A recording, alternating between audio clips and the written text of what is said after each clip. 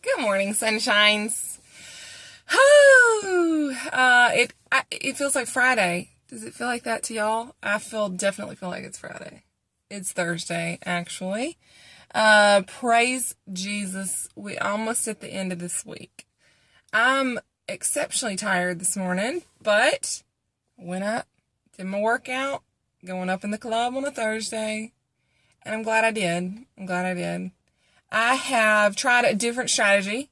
I'm a big fan of, just try everything. Try it and find what you like the most. Find what suits you. Obviously, with reason. Don't just go all doing things that might be unhealthy or dangerous or anything like that. You want to make sure that you're being smart about it. But I decided to change it up a little bit this week, and this was I've trained glutes and hamstrings 3 times this week. I'm going for 5. I've been doing some research on the glutes and the hamstrings, the lower body, because these are the biggest muscles in your body, and you got to hit them hard and you got to hit them heavy. And a lot of the research that I'm following for Sir Brett Contreras, who is known as the glute guy, he presents a lot of really interesting research, and I've been just looking at muscle dynamics as a whole. Does anybody else read about this kind of stuff? I'm really interested in how muscles behave and how can you optimize performance of those muscles.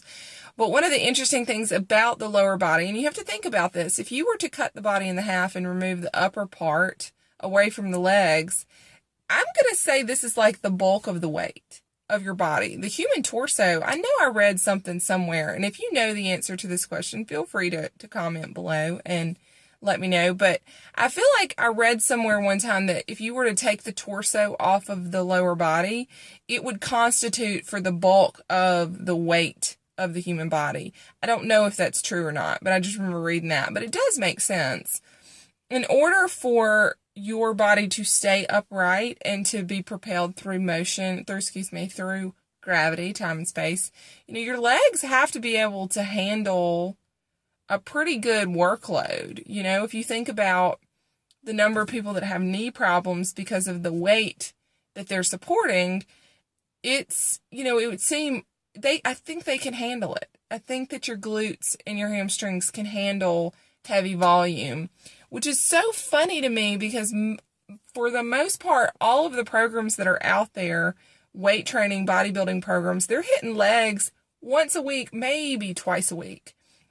But I'm telling you, when I started training glutes and hamstrings and quads 3 days a week, I saw more movement in progression as far as my my lower body developing in a positive way. I saw more, better movement positively than I ever have before. So I'm trying some different strategies because that, for me, lower body has always been my issue. Never been excited about my legs, but they're shaping up quite nicely. So I'm going to continue to hit them hard. Be safe about it, obviously. And, I stretch and I drink a lot of water and I foam roll and all that kind of stuff to try to help with recovery. And I'm not doing the same exercises every time I work out. There's different ones, different reps, different sets, different volume. But I'm excited. We'll see what happens. Stay tuned. Another thing that I have tried this week, and I want to tell you guys about it, but don't freak out, okay? Don't freak out and go off. And the cat's here. Hey, Mr. McGee. Hey, kitty. Come here. Hang on. I'm going to get the kitty cat. Come here. Oh, he doesn't want to come. Never mind. He's just going to be shy this morning. But one of the things that I'm trying this week, and I have not just approached this all lackadaisically and just going into this stupidly, but I have been reading a lot about intermittent fasting, and what the interesting stuff is as it pertains to fat loss with that. Are you going to come in now? Come on. Come here. He decided to come join us. This is Mr. McGee, the best kitty cat in the world. He's the best kitten.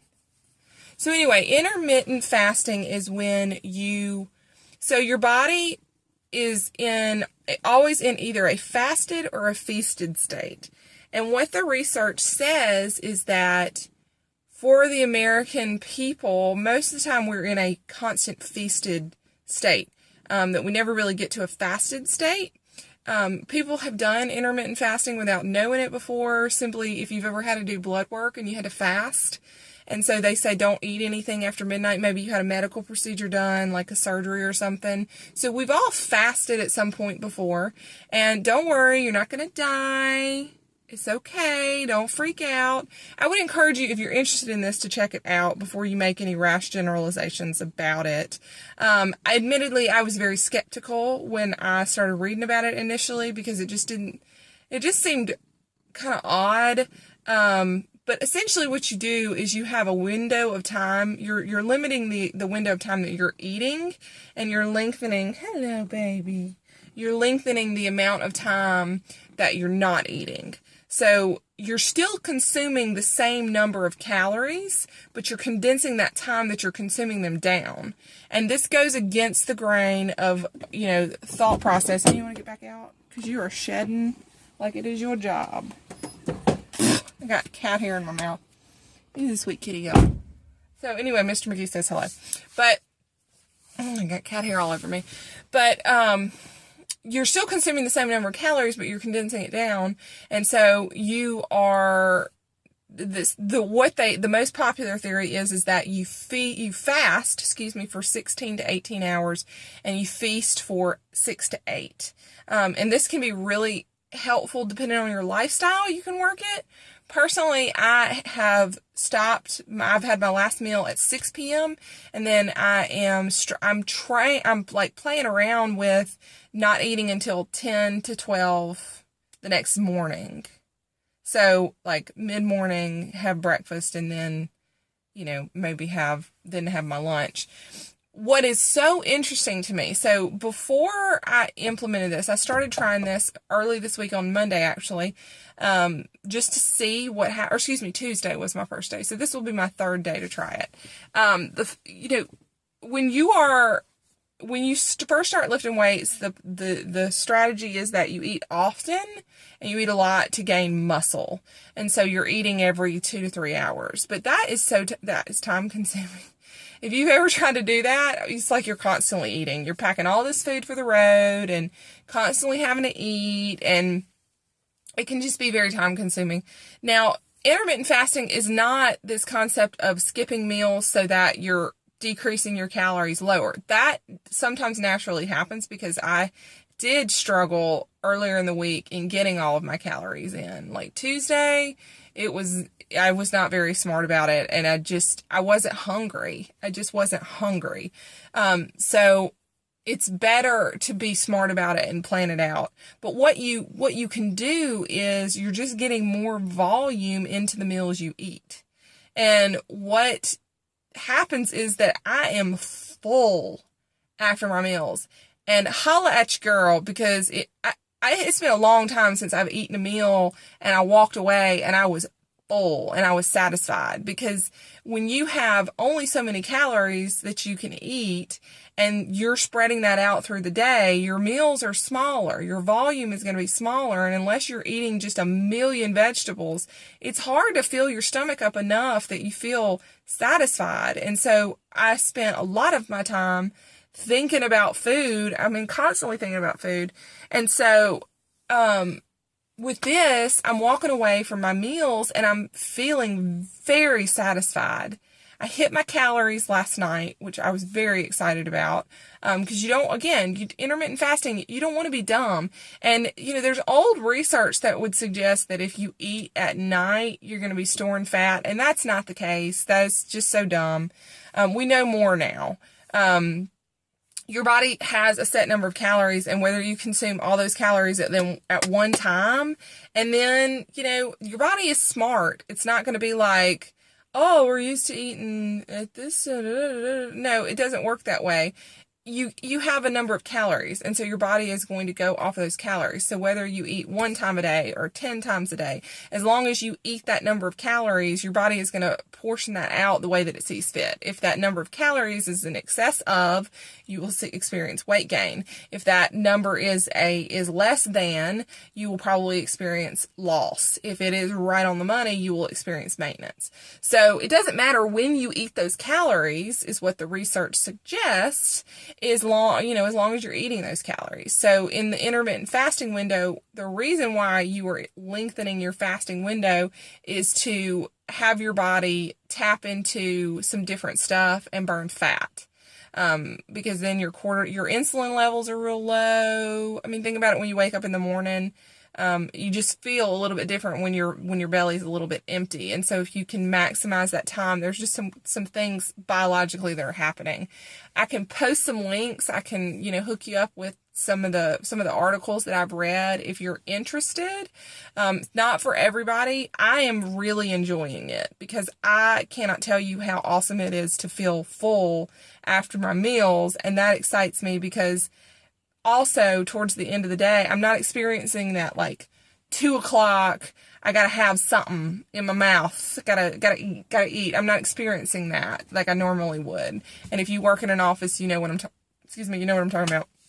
Also, at the end of the day, I have always struggled with, at the end of the day, this just feeling like I needed to graze on something, I needed to eat something, even if I wasn't hungry. Like that end of the day before we go to bed.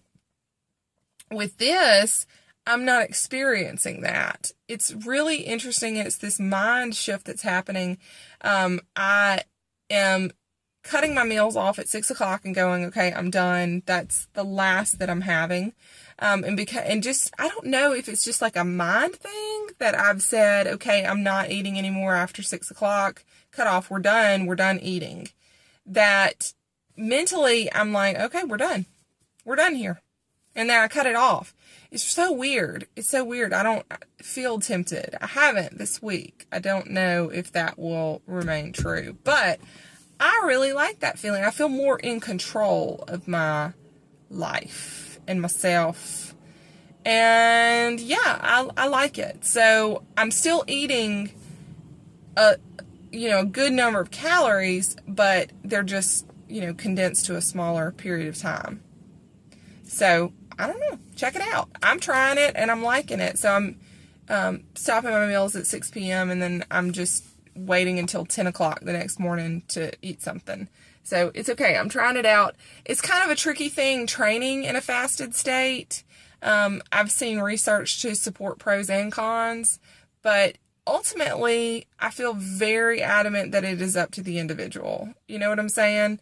A lot of the stuff in the bodybuilding community, they're like, eat. Even if you're not hungry, eat because you got to stimulate muscle growth. And while that's true, you got to listen to your body and you got to be happy with what you're doing. I want to be happy with my food. There's like a myth that fit people hate food or something like that. I love food. Personally, I love food. I just abstain from a lot of the stuff that other people typically do because I got goals, man. #life goals.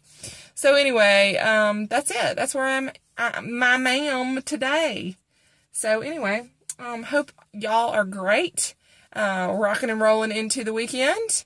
Very excited. Downhill stretch. Hope all is well with you guys if you're interested in this research. And I may post it anyway. I don't know. We'll see.